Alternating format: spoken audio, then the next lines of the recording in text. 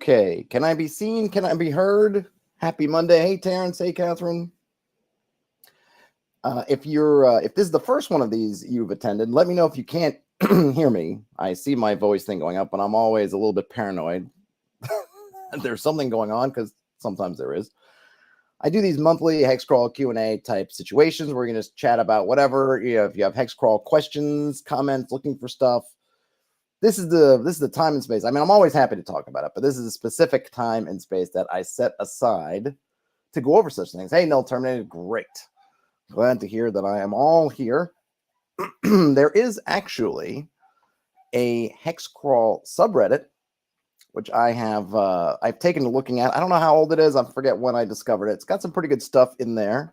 So I have it just queued up just in case we're looking for inspiration. But really, this is all about you guys and what questions, challenges, comments, anything Hexcrawl related, or I guess not Hexcrawl related, if it comes to that, we could talk about it.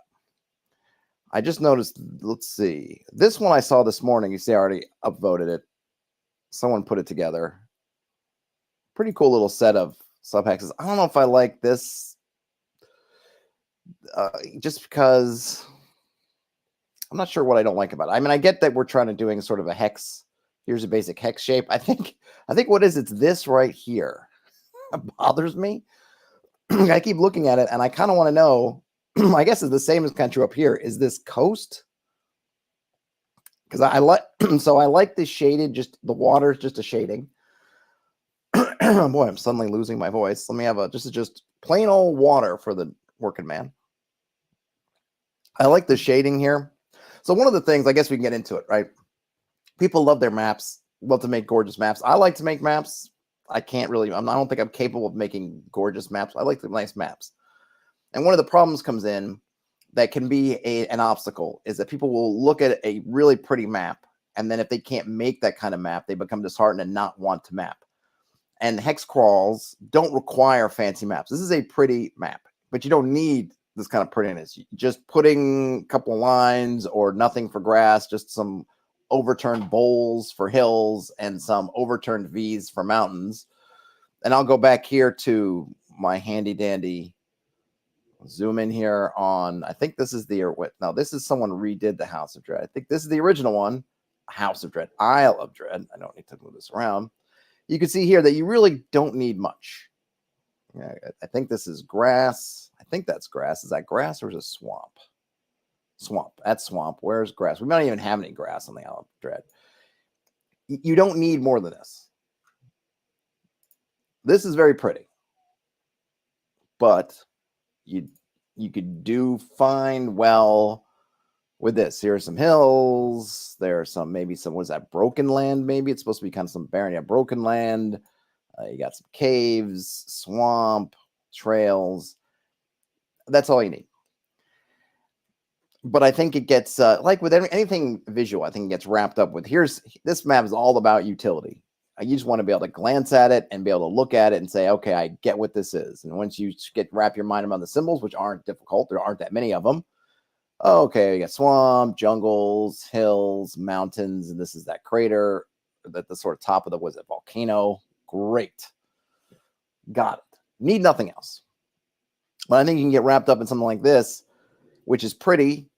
I think it's still pretty good in the usability standpoint. Because another thing that sometimes it's an issue for me is when maps get really pretty, but they become less useful because they're so focused on being pretty that some of the nice things that hexes do just get blown out because they're going for pretty. Because sometimes I'll see, and I think I saw this earlier, we may run across it if I go back and look in here, but someone made a really pretty map and just kind of overlaid some hexes over the top of it.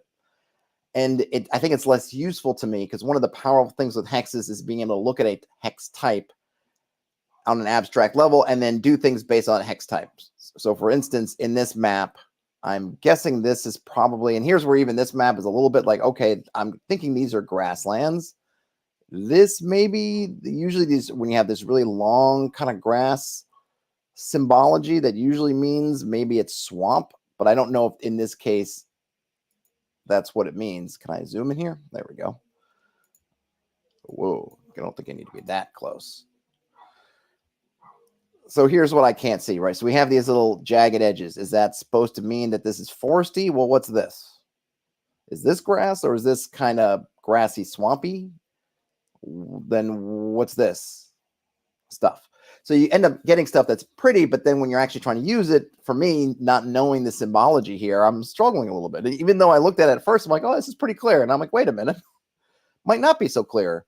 Why are these lines jagged? It's supposed to be maybe that this is grasslands, but then wait, what is this up here? Is this still grasslands? And so that's why we're getting those kind of fuzzy, what's going on here? And then if we're going to have that kind of detail, especially since we're cutting off our hex here, I'd love to know, maybe make this a thicker line or something to denote that this is a water border. That way we get down here and there's no hex here because of the shape, but I don't know, is this an isthmus? Am I crossing over here, or is this more water? We can't see it because everything just stops and there's no, other than the shading in this hex and this little inside line that I guess is kind of a wave shape. We don't know what this is. We have no clue from here at all. Catherine says, having a devil of a time trying to make a map that's geopolitically sensible. Something about the flow of mountains and rivers just eludes me. So Catherine, I'm not going to pretend to be an expert on the physics of how tectonic plates and everything. Generally speaking, a lot of mountains are going to tend to follow the coastlines. Let me see if there's let me open up a tab here. Hold on. Let me see if we can, can we get a let's see, North America topographic map.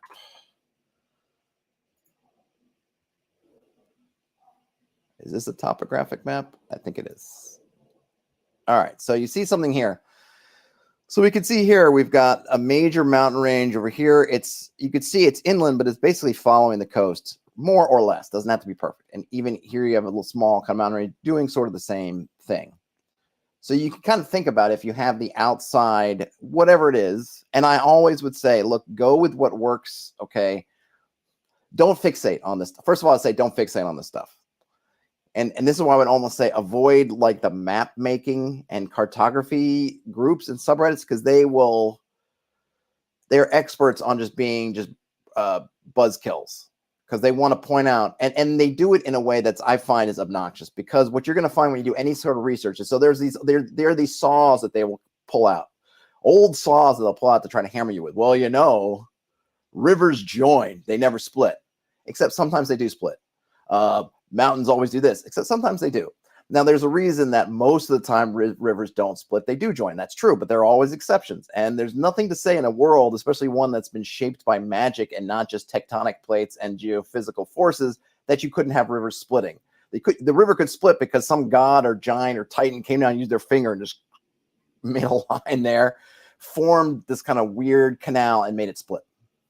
And so if you go into those map making things, they're just going to tear you down over some of these things that are not important. I've never been in a game. I've never seen anybody in a game who they got up from the table and left because, well, my gosh, we're looking at this. We're in the world and like we see a river split and they're like, nope, can't buy it. Get up and leave. Nobody cares.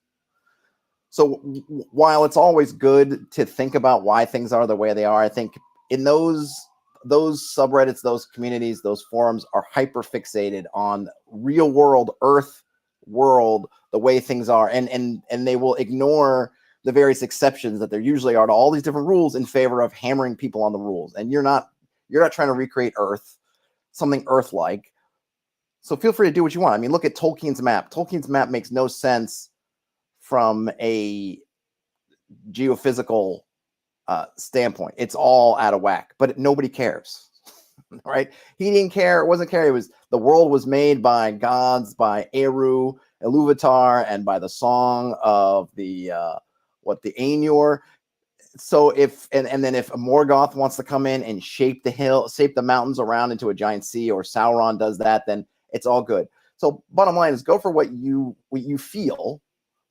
But if you want to look at kind of the way things are, just very roughly speaking, a lot of times mountains tend to follow the coastlines, though you'll find the oddities here or there, the other, and that's, of course, not including things like volcanoes and craters and all kinds of other things that can happen. You can see here we have some other kind of high areas that follow here. And then, of course, your rivers are just going to go from higher elevation to lower elevation, and they're just going to run towards the sea, wherever that is.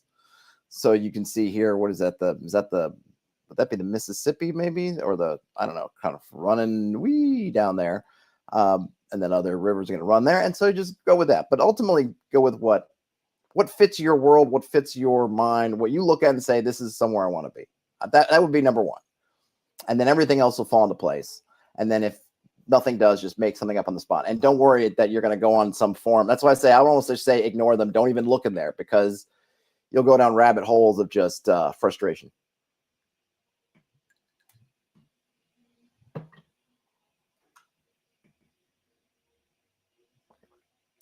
Catherine says they avoid Reddit in general for all the regular reasons. Yes. And then Frederick says that the Tolkien map is Midlands, England, with small changes. I'm not familiar with the Midlands, but I don't know if they have a mountain range that basically is the letter C, which is surrounding Mordor, which of course I think from a geophysical sense makes no sense, but they do it anyway. So Catholic Agency, I was replying to Catherine's talking about the flow of mountains and rivers. That's where I was going on that tangent.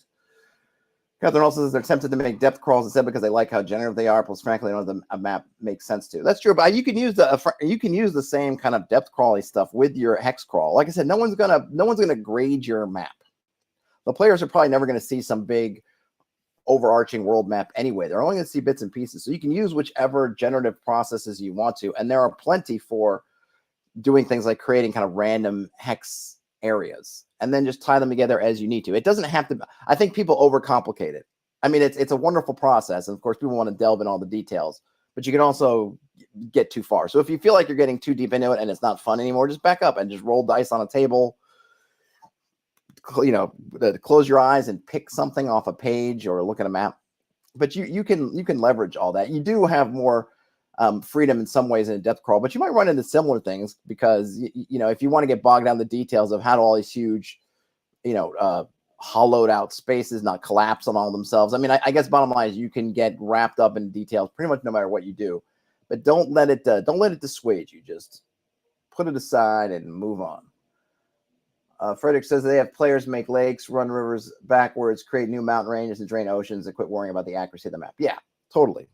There's nothing to worry about because, like I said, unlike what you might get through when you're someone's coming in and from those map making communities, I'm not trying to recreate the Earth.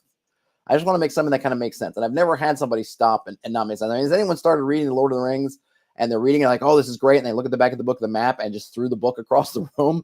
This is BS. Syria and the Great should not split over there. The mountains of Mordor don't make any sense. No, nobody has. So nobody's going to do that about your game. And when people are in the game, they don't even see these big maps anyway. I mean, at least for me, like the hex map, at least the way I play is DM facing only. The players don't see it. They have their little map fragments or whatever. I know people do play with hex maps out in the open, and that's fine too.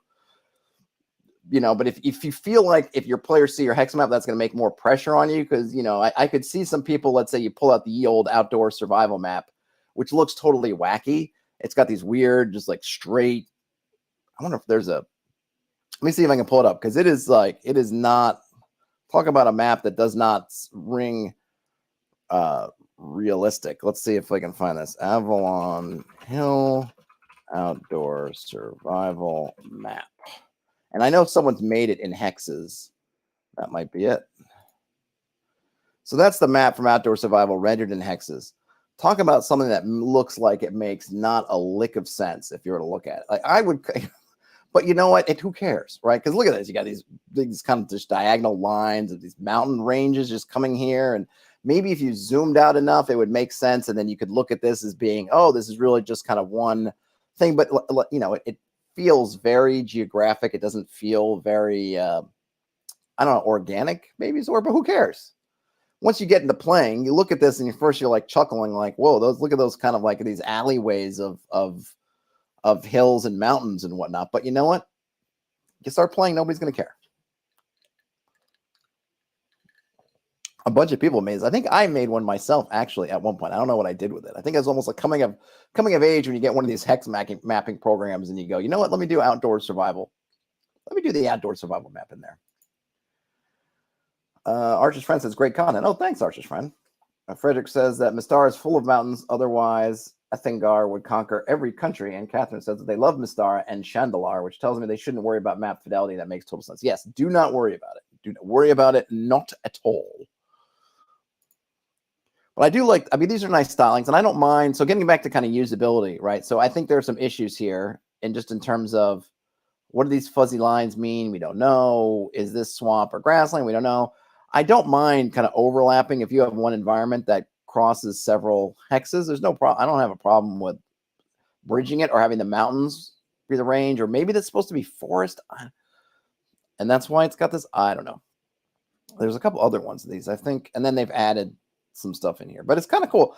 I just, you know, I always, maybe it's just me because I'm always thinking like, what's in that next hex? And maybe if they made that border darker, I'd go, oh, that makes more sense to me. Nosorian says it was so odd, it was compelling, that outdoor survival map. It is kind of compelling.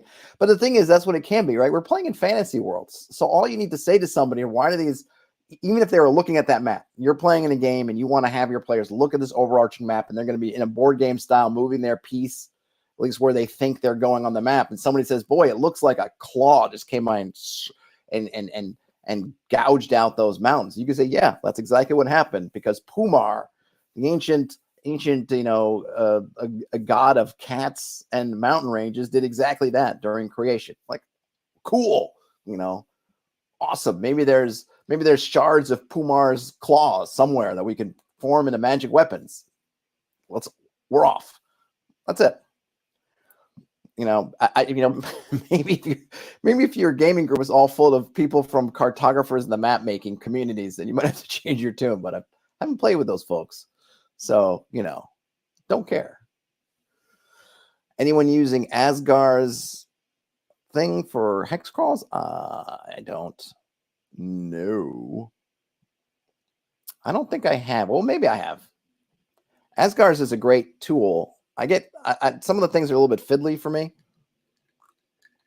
or at least my use case. I feel like it gives me too much, and I have to start turning stuff off to try to figure out what I want. I'm sure there are ways I could probably set up some kind of default, because I'm not using Asgar's to come up with all the names. Like, I don't want Asgar's to give me the, or I don't need it to. I don't need it to, and I don't want it to give me stuff like, here are the cultures and here are the boundaries of kingdoms and things like that. It's like, I want to do all that myself. I just really want the biomes and kind of the terrain and your sort of hexes kind of thing. And I don't know if it gives hexes. I don't know if I'm sure there's probably a way to take it. And the other thing I wish is that there was a standardized color scheme, so that'd be easy to pull from something like Asgar's and throw it into something like Worldographer, because Worldographer, you can import a map and have it do the map, but if the colors don't match up, then you can get some oddities you have to go back and fix. And I think I could probably set up I could probably go through the default stuff in Worldographer and make it map to Asgar's or vice versa, but that's kind of more work than I want to do right now. Hey, Ian. Time to explore the 1 mile hex. This might be interesting. Hi, this is posted by J Canup 42. I'm looking to run a fantasy hex crawl with a 1 mile side-to-side hexes grouped in a 5 mile larger hex, something like below. My question is, how long game time should it take adventurers to explore a 1 mile hex? By explore, I mean locate the major landmarks within the hex, basically enough to consider the hex explored. I realize it would take more or less time depending on how mobile the characters are in the terrain, so maybe it should be based on the movement rate and the terrain type. What are your thoughts? Finally, what about searching the hex for something a bit smaller, hidden, like an overgrown ancient gravesite? And they're giving an example. 1 mile hexes, I don't know. I mean, so I think we did the math. I've done the math, and a 6 mile hex is about 32 square miles. So then we can think about more or less how much time we think it would take to explore. In this case, explore. Let's do explore level 1. Explore level 1 is finding major landmarks. So you got 30 some odd square miles, and let's just say starting with the simplest, because I think it's easier. So when I try to look at these, I look at what would be what's the best case scenario. It's grassland. You know, for travel distance, what's the easiest walking? Okay, flat grassland. So now for exploration, again, flat grassland. Therefore, any monument or any landmark is going to be pretty easy to spot if it's a major thing. If it's the thing, because I think of a landmark as what would the locals, if you had to pass through this, what would they say? You know, stop at, hey, there's the broken down gas station on the corner, turn left, go whatever. Like that's kind of the thing there. So it's one that you're picking something that's fairly visible, all things considered. So maybe there's a giant termite mound, and that's your landmark. And then the locals would say, oh yeah, go when you get the giant termite mound, don't get too close, but then at that point turn and then follow the sun or whatever. Okay, great. So then you have this large sort of termite mound. Now you still have 30 some odd square miles in this hex, and visibility is only whatever we can call it on a clear day. So we're doing best case scenario. So clear day, is it 6 miles? I forget what people said, what your visibility is. So I don't know, 6 miles ish. Let's just say that's about it. So you can see these kind of straight lines kind of going in and then you move in. So maybe you say, if it would take me one segment of 3 hours to go across the hex, let's say that you could probably run some rough numbers. Maybe say, instead of doing that, we'll say it takes three of these 3 hour blocks to have covered enough of the hex to get basically sight lines up to the edges. And I'm sure you could actually run some math and figure like, oh, how many bits do you walk into if you're walking to one part of the hex where you can kind of see it all? But let's just say 3. So we'll say three 3-hour segments. So that'll be a total of 9 hours, a good working day, which I think is not an unfair deal for getting good kind of using boots on the ground. Plus, most folks not going to have spy glasses or binoculars, things like that, and kind of ye old fantasy medieval thing. All right. So 3-hour things, about 9 hours worth of time. And you're going to find it. And you could use dice because you might get lucky. We might say, okay, well, you could do it that way and just say, hey, you're going to take this much time. Or you could say, we're going to roll some dice and it'll get easier. And then if you don't get it by the end of 3 of these segments, then you've found it just by default. So you roll for the first one. Did you find it? No. Roll for the second one. Maybe make the odds a little better. Did you find it? No. Roll for the third one. And actually the third one don't matter. By the end of that, you've found it. And then what you can do is then you start adding in. You can add environmental things to make it harder and harder. So, okay, you're in the hills or you're in the forest. Visibility is going to be a lot poorer. Therefore, we're going to multiply. Instead of it being 1, we're going to say it takes 3. So you go from having a 9 hours to it's 9 hours per segment, let's say. And I'm just throwing out, don't take these numbers seriously, but that would be the sort of pattern I would find. Start off with the best case scenario and then figure out basically how much worse it gets going backwards, and then you can figure out here's the amount of time. So perfect conditions in a grassy plain, it's 9 hours. Okay, what if it's foggy? You could say, well, that adds another one. What if it's whatever? What if we're in the woods? What if we're in the hills? What if we're in whatever? And then you just figure it from there. Now going from there to, I'd be tempted to go from, and I don't know because I don't have the math in front of me for going from a 6 mile hex to a 1 mile hex. Would you be dividing that by 6? So you go from 30 some odd to something like 5-ish or 6-ish square miles. I'm not sure how that would work, but then you figure out whatever. Then you figure out with 1 mile and go that way. I'm kind of intrigued by the 1 mile hex, though. I think if I was doing 1 mile hexes, I might not have. It might change the scope of my stuff. So, like if you've been on my working lunch streams where we're going over my Hexcrawl, I've been doing kind of a landmark and then some kind of like secret thing in each hex that we've been building out. I don't know that I would do that with 1 mile hex. I might have to figure out some other system, make it like every 3 1 mile hexes. Just gets to be a lot of work to maintain, a lot of work to track, a lot of space just to write. So that might be one thing I would change it. But I'm kind of interested in the 1 mile hexes. I wonder if there are any published. I'd love to see a published hex crawls done on a 1 mile hex. That's really a hex crawl, not just here's some areas and you're going to kind of go beeline, kind of point crawl from A to B, and we're happening to have 1 mile hexes, but literally a hex map using 1 mile hexes. Hey, Perkins. Let's see what's going on. Michael's going to do 1 mile hexes for their next one. Michael says that according to the stuff they read on Kentucky state government website, a team of grid searchers can cover a square mile in 3.5 hours, but that's with 25 people. Yes, and that's also doing it in a very organized way.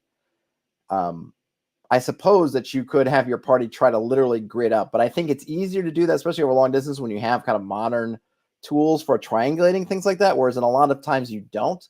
So actually, I think that makes me feel pretty good about a square. Well, actually, that's just a square mile. Oh my gosh. If it takes a square mile grid at 3.5 hours and for 30 square miles, 30-ish, that's a lot. That would be a lot. Maybe I was being too generous with the amount of time, but that was for perfect conditions. And I imagine for grid searching, you're looking for things like, you're looking for possible grave sites or remains or things that are very low to the ground, kind of hidden. Whereas I'm talking about something that's kind of large.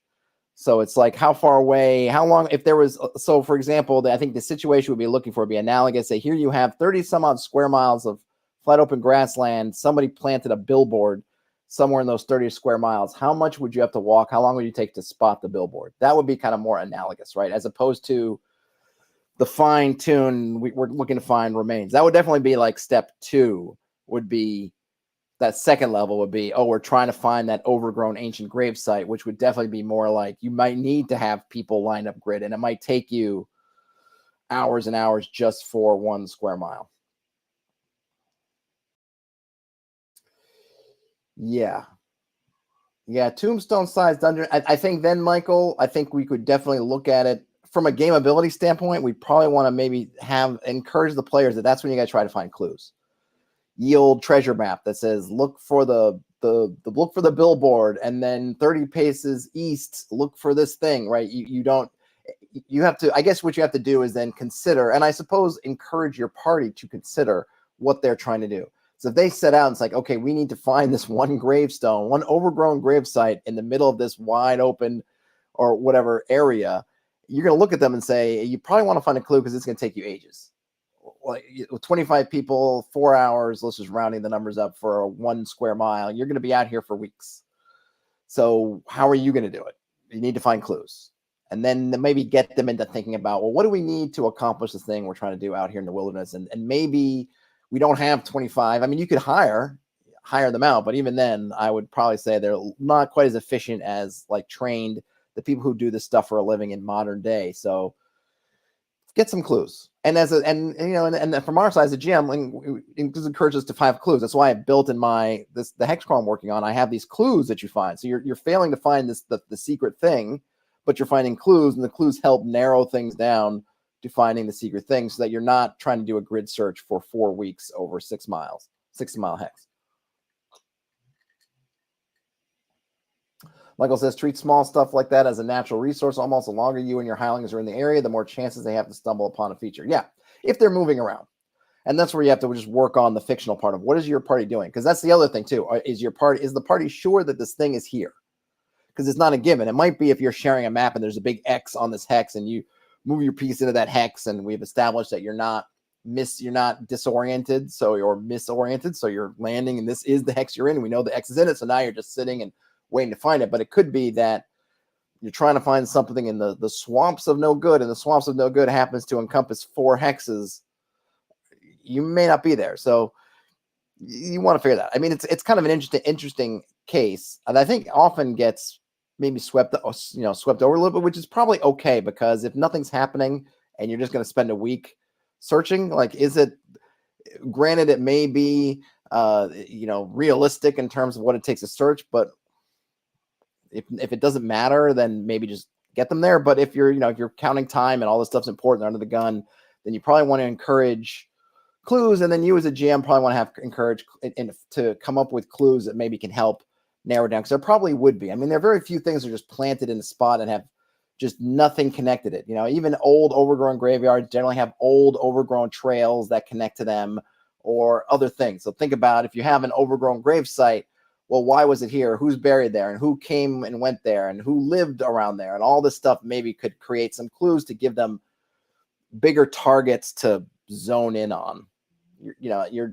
Because when we're talking about kind of grid searches, these are people who are literally trying to hide things.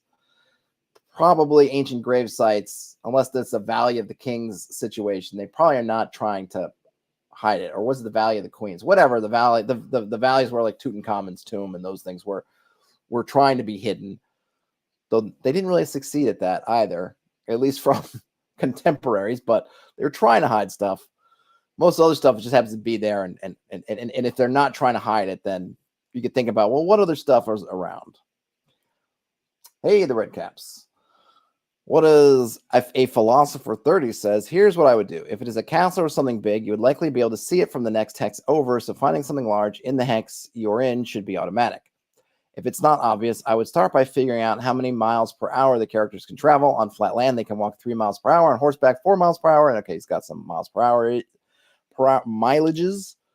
Okay, so now we know we could travel, say, for example, 3 miles per hour. That means in 1 hour, we could travel through 3 hexes, or we could travel through from one end of one hex, the opposite. I feel like he's getting, I don't want to get in the details too much. I think you just come up with something and roll some dice and just up the chance of success. So you might start if you first it's 1 and 6, then just up it to 2 and 6, 3 and 6, 4 and 6, 5 and 6, 6 and 6 until they get there, kind of thing, and not worry so much about your miles per hour. Because the thing is, the problem you end up with it here, and the expectation that I would want to try to pin down is trying to be technically exact.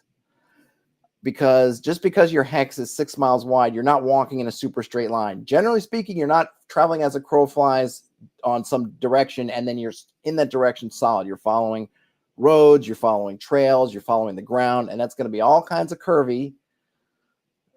Unless you got great Roman roads or something there, you're going to be tend to doing lots of curves. So no, you're just because you're going 3 miles an hour doesn't mean you're moving across that hex 3 hexes in that 1 hour. You might if you're on the freeway. But if you've ever gotten on the freeway and said, hey, let's take the local roads around, you'll notice those roads are taking their sweet time to get from place to place. They're not giving you this. And that's if you've got roads. And if you're just traveling open ground and you're trying to navigate and it's a cloudy day, so you don't even really have a great test of the sun, so you're stopping, you're trying to triangulate, make sure you're going the right direction, doing this and that, you're not making that kind of time. And I would, and especially if with the party, with players and everything, I want to make sure the party is, I want to make it clear to the party that you do not have meters and things to tell you exactly how fast you're going, how great your progress is. There's certainly no hex lines. You don't have this kind of exactitude. You are trying to do the best you can under very imperfect directions. And we went over a while back, we went through that book on kind of camping stuff. It was part of a humble bundle of books. And they talked about all the triangulation stuff. There is that's not a fast process. In some environments, even something that would seem easy, like grasslands, those kinds of triangulation can be difficult because you don't have a lot of landmarks to spot and say, okay, that thing is right in front of me and go. If you're just in a flat plain full of grasses, you may not have something you could point to and saying, okay, this is due east. So I know that if I hit that, I'm still due east. And then what do you do with these other obstacles that come up?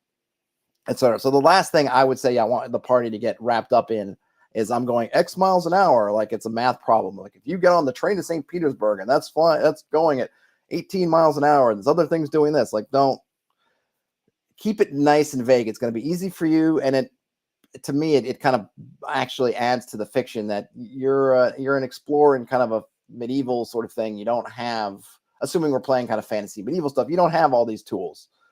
You probably don't even have a compass. You are just eyeballing it with the sun. And if you're off just a little bit and you keep walking, after an hour, you're going to be off a lot. It's not some kind of cut and dried. Let me pull out my GPS and determine exactly where I am. Catherine says, I tend to have the players always find the interesting thing in the hex by default, then require, say, a key that's easily found its way somewhere else. Puzzles tend to be travel intense, obvious. There's nothing wrong with that. I mean, it's all which everyone...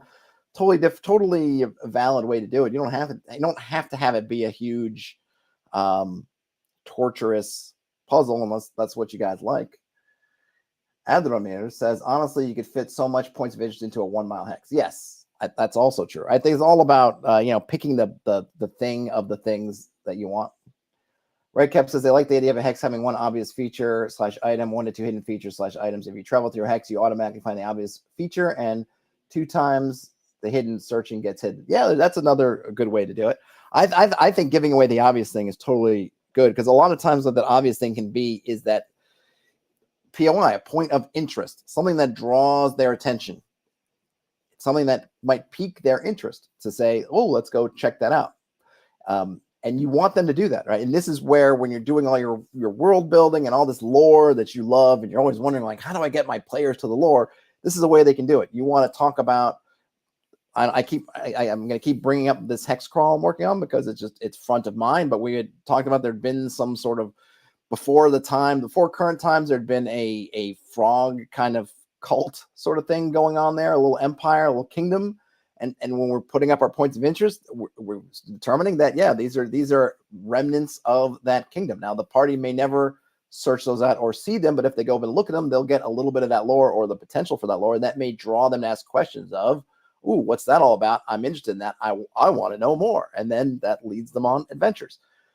So you can use these things of saying, yeah, I'm going to be obvious. Because the other thing is GMs, we always get caught up in wanting to be devious and secret and make it something they need to do all kinds of stuff to discover. But there's something to be said for just putting it in their face, saying, bam, there's an ancient tower. Like Catherine said, but you're going to need, good luck getting in there without this special key. Now the key may be more of a doing.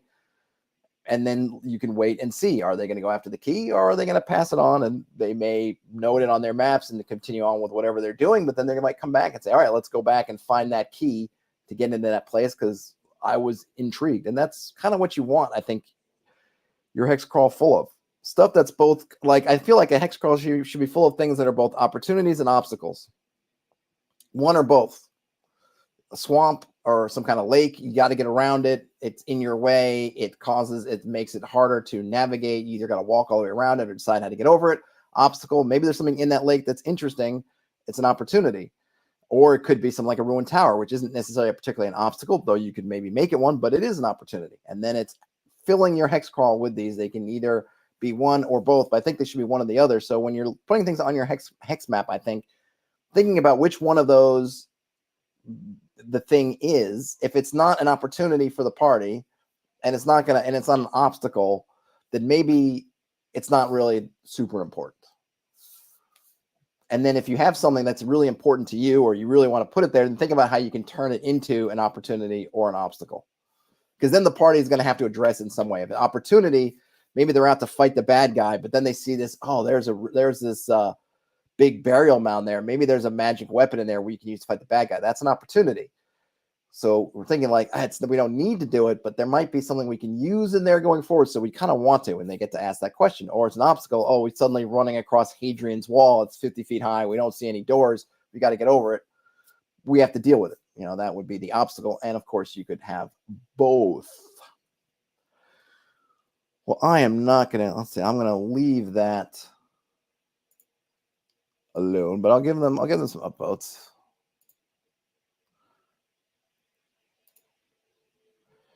See, acquaintestins, like why my upvote work, says they think hex maps should always be pathed and that you should make sure to draw in rivers and large streams, roads, trails, natural passages like valleys and dells, as well as mountains and towers with obvious features visible from afar. The party should be allowed to navigate the terrain as they would in real life by following these features, such as by walking towards a distant feature along a river. With this method, there's no need for a player side map, which is a huge boon for removing the GPS problem of hexcrawling.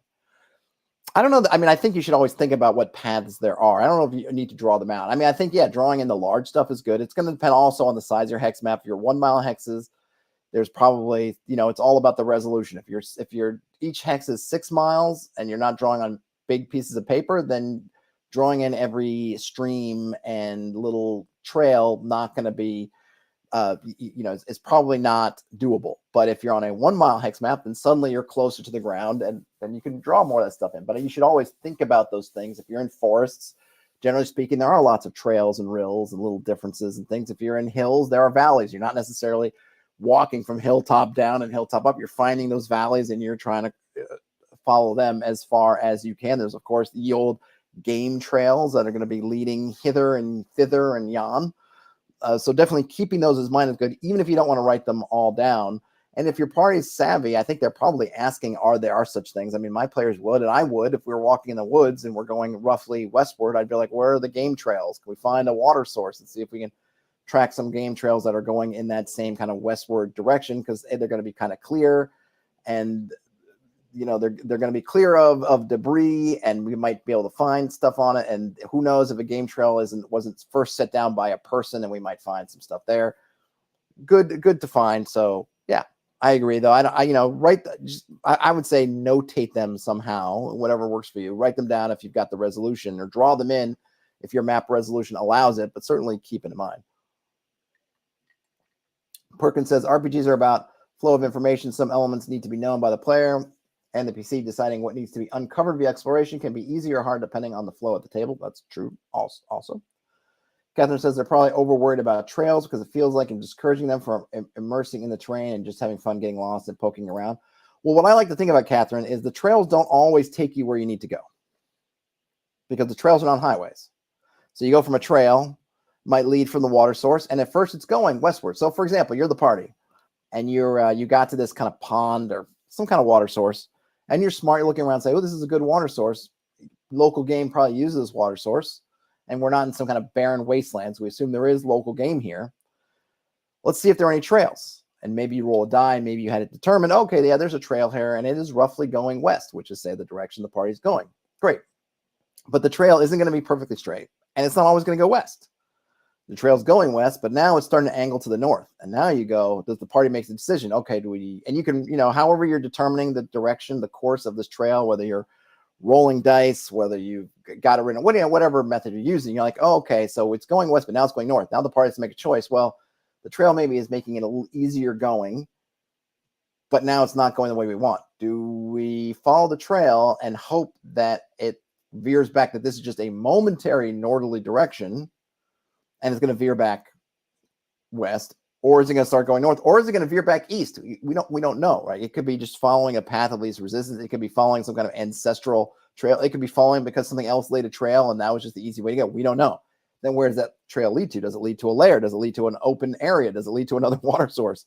Does it lead to a big midden pile? Does it lead to somebody's house we might not want to go to? Like, where does it go? We don't know, right? The trail is a bit of a gamble, and you can have a lot of fun with where do these trails go. But I always tell the party to keep in mind that you're not finding trails. It's not like streets in Manhattan where they're all walking in relatively perfect straightnesses and going in straight directions, and they are wandering, and they are serving purposes. They're serving purposes that you have no awareness of. The purpose of this trail is hidden to you. It's beyond your knowledge. You're just hoping that it's taking you where you need to, and very often they will for a time and they won't, and then you have those decision points come up. Yes, Red Caps, a big mitten pile. Whole pile of mittens. If you ever lost mittens, that's where they go, to the mitten pile. Oh, but Terrence says, don't hunt here. The local game is Bingo Blitz. Adramir. I don't know why I'm saying it like that, but it's just how it rolls off my tongue. Says they're prepping a sandbox game, and they're not sure if they want to go the Hexcrawl way. Find to board gaming, move X, hex, roll, encounter, etc., or point crawl, but maybe it feels more railroading. Any tips? Yeah, Adramir, the Hexcrawl, you don't have to run it that way. You can run it that way. So I think a lot of folks, and this is where I get puzzled when sometimes I read stuff online. Like I was on, a couple times it's happened where I've been on TikTok, and someone's like, I don't play Hexcrawl, I play Theater of the Mind. I go like, what?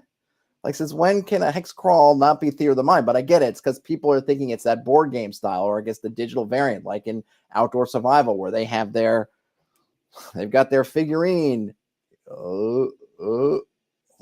It's not coming in a target. Focus on the figurine, not on me. Well, I tried. Do I have another one? I don't think I do. Yes, I do. Oh, here we go. Oh, and then I've gone up, now I'm back. All right, hold on. Let's see. Try that. Did it focus? Come on. Focus on it, not on me. There we go. You got to hear that guy with wings. Or the original one I was trying to do is this one. Oh, you're still not focusing. Anyway, you're plunking them down on the map where you're going. A totally valid way to play, but you don't have to. I don't give my players any kind of hex map. They are not moving X hex. They're saying we go east, and then I'm counting how far they're traveling, and I'm counting their rate of speed more or less, and then I count, okay, they're in this hex, and it's during the day. So I generally roll for 2 encounters, one during the day and one during the night. And you can roll them in advance if it helps. You can roll them, and then whatever time they happen, wherever they are, the encounter happens, and I'll figure out, oh, why is hold on a minute, my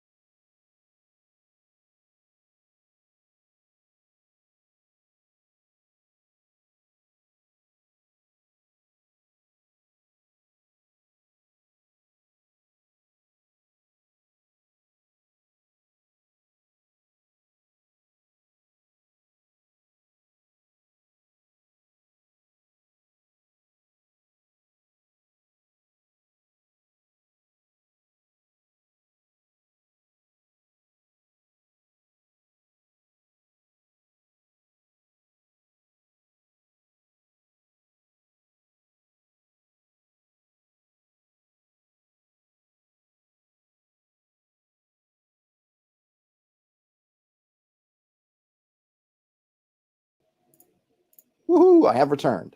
Hey, Redcaps, good luck with the podcast interview. Redcaps, his podcast is awesome. Everyone should go check it out.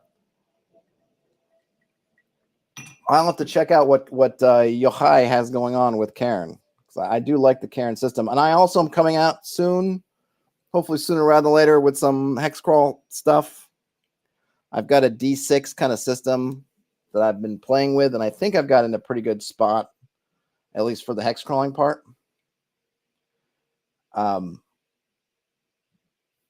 So look out for me. Oh, is my sound gone? Was my sound gone also? Oh, no. When did my sound leave? Thanks for letting me know.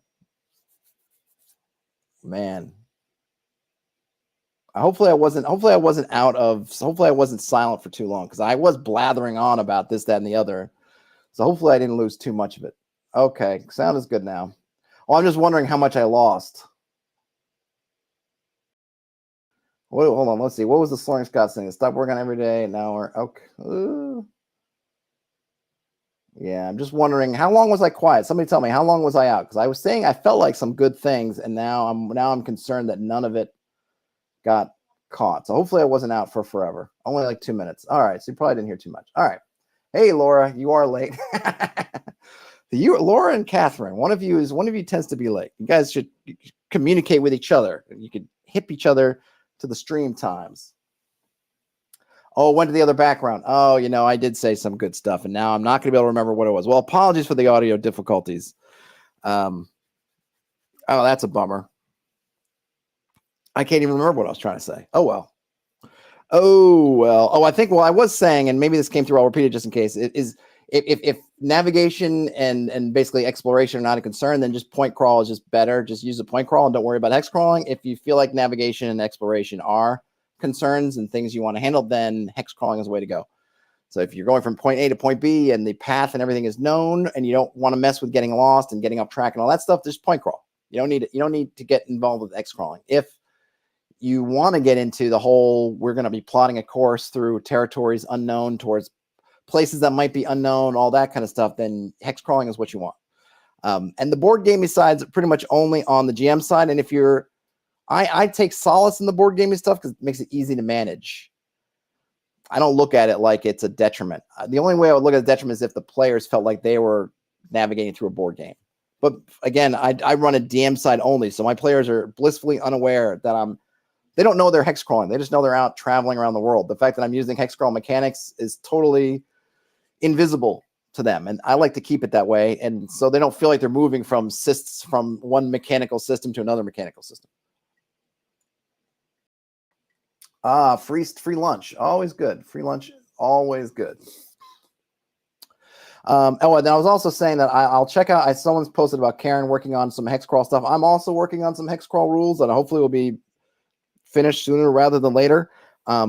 I kind of gave Terrence just a quick sneak peek on Discord the other day, but I've got this kind of like a D6 based sort of system. Systems to it's giving it too much credit. Just like a kind of a D6 based. I don't know what the word would be. Mechanic framework maybe for running some stuff. And my first thing that I'm doing with it is to kind of make some sort of system agnostic, kind of unified hex crawling mechanics, kind of based off of like what you see in BX. So kind of doing the X and 6, but I'm sort of amping it up a bit and trying to put some more structure around it to hopefully give things, give the ability to kind of plop in any system. It's sort of self-contained. It's just kind of, it's a module you can just plug into something. It would replace like the stuff in BX, but you could also attach it to any other system that you want. And hopefully it's pretty, I don't know, what's the word I'm looking for? Not a lot of low overhead. I try to keep it into looking at things like sort of just analyzing kind of the fiction and then just creating some bits for it. And then you kind of roll it off. It's kind of I guess a D6 dice pool sort of thing. So you're going to come up with some, basically you're going to start off with a number. You're going to figure out the kind of a number, and then you'll figure out like some stuff about it, which will determine kind of how many of those rolls you need to make, and then you'll assemble a dice pool on the other side of all this stuff, and you kind of roll them against each other, and then depending on how well you do, stuff happens or stuff doesn't happen.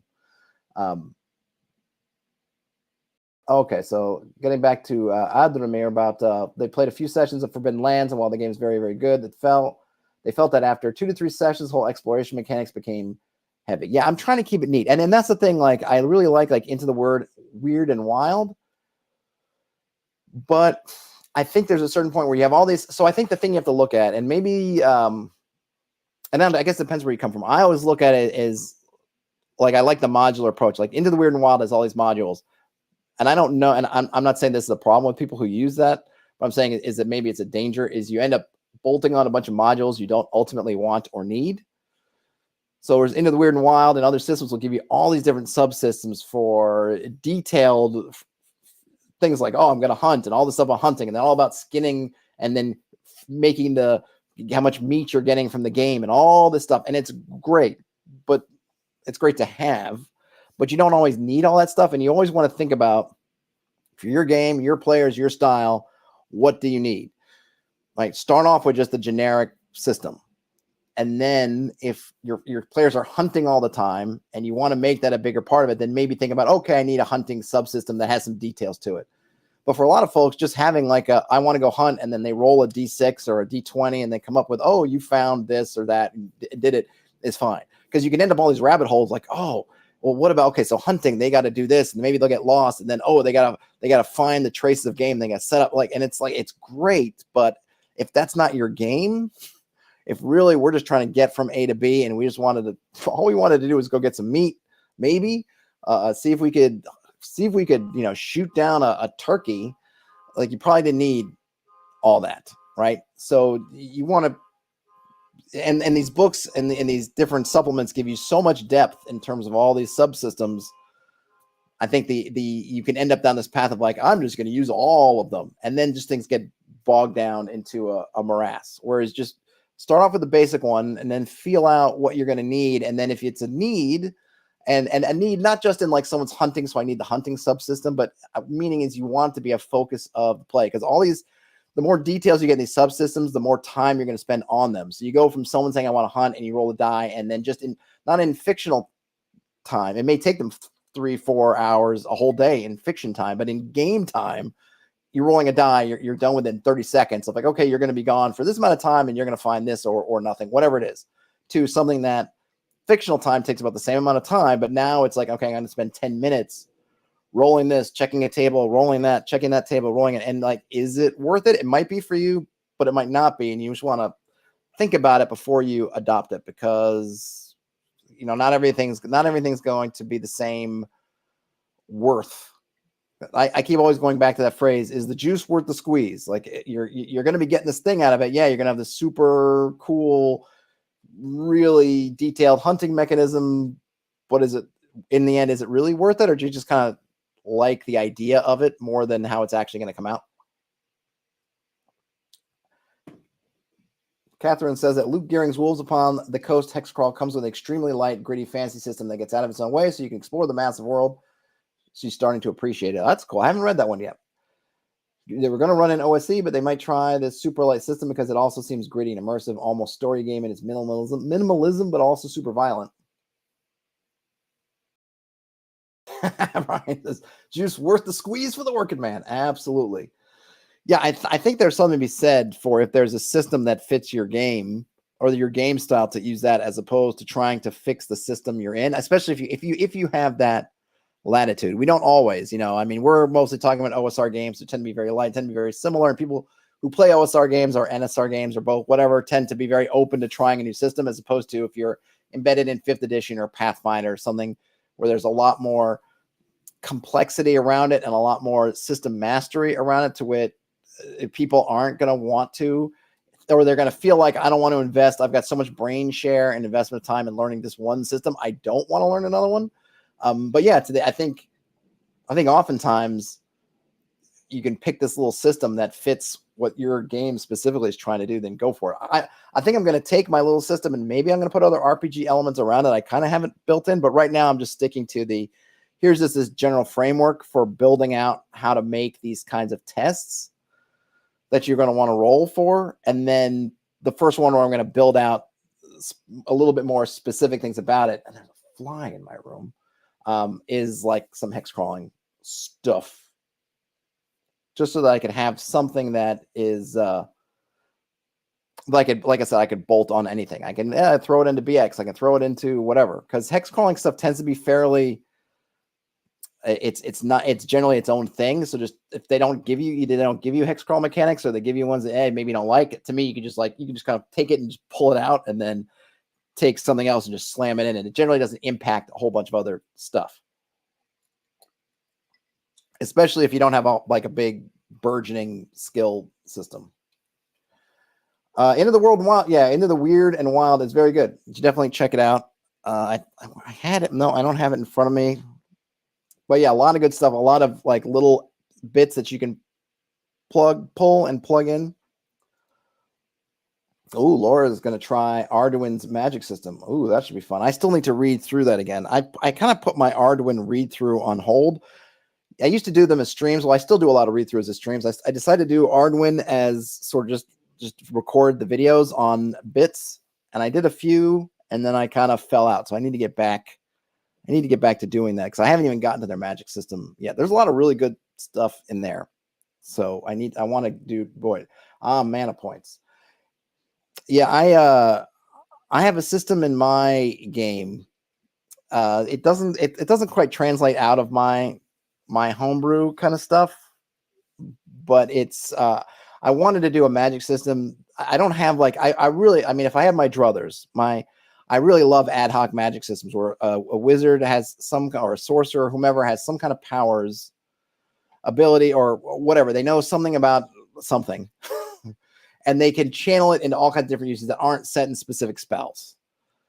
Sort of like you could, about, let's say, sorcerer, the secret of fire. And so you can do things with fire just kind of on your imagination. And depending on what you're trying to do, that becomes a casting. That's kind of I think they call it ad hoc. At least I refer to it as kind of ad hoc, where you're basically creating the spells as you go.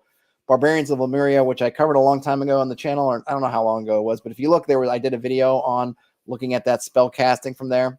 I really like that. That's how if I had my druthers, that's what I would do. But one of the things with my own systems, I didn't want spell slots, and I didn't want to replace spell slots with points, because I felt like I'm just replacing one kind of meta currency tracking with another. I wanted to get rid of it, made kind of sort of a risk reward scenario. So I have it where you roll to cast, and then you have essentially everybody has a limited amount of a resource, but it's one resource that everybody shares.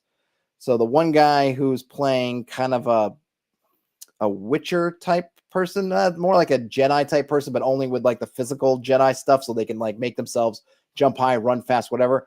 They have a meta currency that works for their abilities.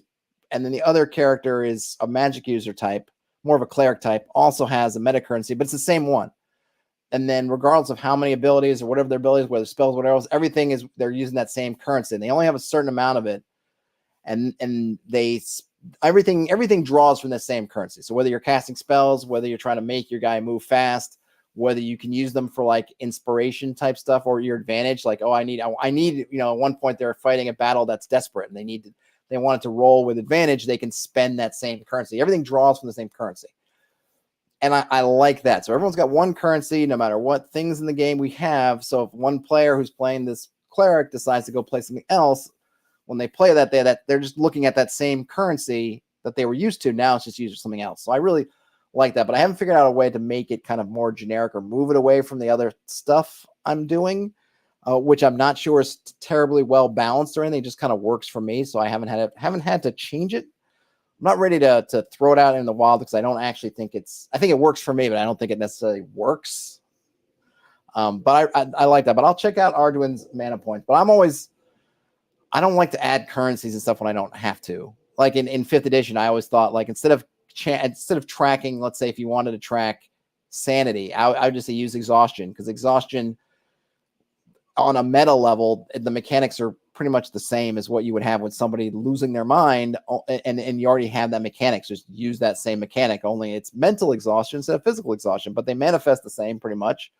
It's just for different reasons. You're goofing up and seeing things that aren't there, or doing things you're not supposed to because one, you're too tired or weary, and the other one's because your brain's not right. And it's the same thing. So I think, like, hey, just Just give me one. And it's the same thing. Like I want, to the extent I can have the minimum amount of meta currencies to track, but you can use them for a bunch of different reasons. That's kind of where I'm at right now. Kevin says it sounds like Kevin Crawford's effort system and exemplars and eidolons. I haven't read that. Maybe I need to put that on my list. Adamir says that they really like freeform magic systems. They're using their homebrew version of Dungeon World, and sorcerers know 3 words of power. Examples are mutation, move, protect. And they can make anything that fits these words. That's cool. I've kind of like that. I've been going on the idea recently of having magical languages. So the concept I have, and I'm not sure when I'll actually be able to try it out, because I don't want to reset my current game with them, but maybe folks die and new characters come up. I might. Whereas you can speak the languages of certain things. So going back to my example of your sorcerer, and you would speak the language of fire, and that would allow you to do things with flame. So if you wanted to cast fireball, the prerequisite would be you need to be able to speak the language of flame. If you, I had this idea, the concept of you could speak like different craft languages potentially, or so that, like, this idea of like someone put on Reddit, which was like, or it was, I think it was the OSR subreddit, where the idea was like, could they have some like kind of a cantrip, like, oh, I could, you could have a sorcerer could have some quick little ability that would allow them to free themselves from rope, like basically they're tied up and they could do something and they could untie their ropes. And my idea was, well, what if they could speak the language of rope? So that way they could, if they spoke the language of rope, they could do some neat things with ropes. And maybe you could make it something more generic. I don't know what it would be, but you could say, oh, that's kind of cool. And then I was thinking, but then you could have something interesting. Well, but what if it's a elvish rope? And maybe at that point you'd have to be able to speak elvish and rope to communicate to elvish rope. So you can end up with really interesting exotic items that are powerful because the combination of things to affect it become harder and harder. But what if I had draconic rope? Well, how many people speak draconic and rope? Therefore, if you tie someone up, if you captured a wizard, maybe you would want to tie them up with draconic rope. And then if they didn't, then the wizard would have to figure out, well, not only that it's rope, but then who made the rope to be able to talk to it. And if they didn't know that language, they'd be sunk. So some kind of rare rope, because it's made by some rare creature, would be hyper valuable because it would be hard to break. Like, oh, it's not just a lock on the door, but this is a lock that was by whatever. This is a angelic lock. Therefore, demons don't tend to speak angelic, so it would be really hard for them to break the lock. I thought it was a neat idea. Not sure what I could do with it, because I'd have to figure it out, because I don't want to be so specific, but maybe ropes. I don't know. And I think getting back to someone saying, oh, these kind of words of power, that would give them, words like that. Maybe you'd be flexible for what it means to be a rope sort of thing. But it's kind of one of those things that I think it's, you could talk about and discuss it. It seems cool. Then you want to write it down. It's like, well, how do I write this down so it doesn't seem like a muddled mess?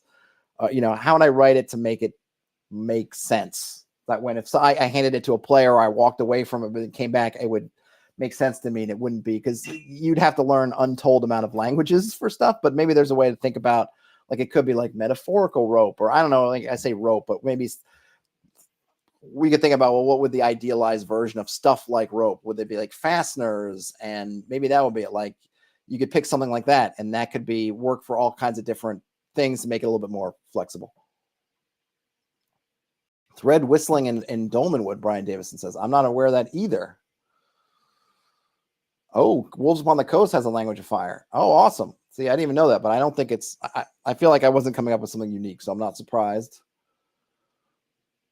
Or maybe it's just untold languages and magic's just really effing hard. Yep, exactly. Oh, I'm okay with that too, because that's perfectly right, because there might be some stuff that you just can't get away, or you have to figure out how to make the thing work. So maybe you speak Elvish but not rope, or you speak rope but not Elvish, and you have to figure out some other thing. It just means that you got to figure out the puzzle, which I like. If you're a Magic user player and you're tied up, you just might be out of luck because you don't happen to speak the things, have access to the magic to get you out of that rope. It's tie them up. You are easy to be tied up, but there's something else you could do using the language that you do know. So yeah, it doesn't have to be everything doesn't have to be particularly a puzzle that this thing can solve. I was just thinking about, like, if I was going to write it down, how to try to make it up. But yeah, maybe just saying, yeah, the items and things like that, there is definitely a thing, and it's up to a conversation between the GM and the player to see how much you can stretch rope. Right? How far can I stretch the concept of rope? Talk to your GM, and you guys work it out. And if you guys agree that it matches, then you can cast your spell. If it doesn't match, sorry, figure something else out. Terrence says rope speak grass. It could be. Yeah, I think what are your ropes made of? That would be another way around it. Maybe you could speak rope. Maybe you could speak hemp. Maybe you could speak grass. Maybe you could speak. So no, so yeah, there's probably a bunch of stuff, and you could even pull like, what if it's silk? You don't speak silk, but you speak spider or you speak silkworm. Does that get you? Like, I could see having a lot of like, oh, you speak spider, it's silkworm silk, but they're related, so maybe you get a penalty, but I'll give you a shot. Like, there's a lot of really kind of cool, fun things you could have with something like that. Brian says moss dwarves and dolmenwood have cool knacks like thread whistling and lock whispering. Oh, cool. I like it, Brian. I haven't read much of the dolmenwood stuff. On the channel I did was a hole in the oak, and we looked at and we've looked at obviously old school essentials, but I'll have to delve deeper into that. All right, folks. So we are at the top of the hour. We are past the top of the hour. We're almost at the top quarter of the hour. I don't even know how that works. Any last thoughts before I let you all go? Great chat as always. Worm skin. Worm sign. All right. Well, I guess we'll call it a stream. Thanks everybody for hanging out. If you give a thumbs up on your way out the door, that would be awesome. If you found yourself in here and you're not subscribed and you feel like subscribing, that would also be awesome. Otherwise, game on, everybody. And I'll talk to you later. Sorry again for those little bits of audio difficulties. But peace out, and I'll talk to y'all later.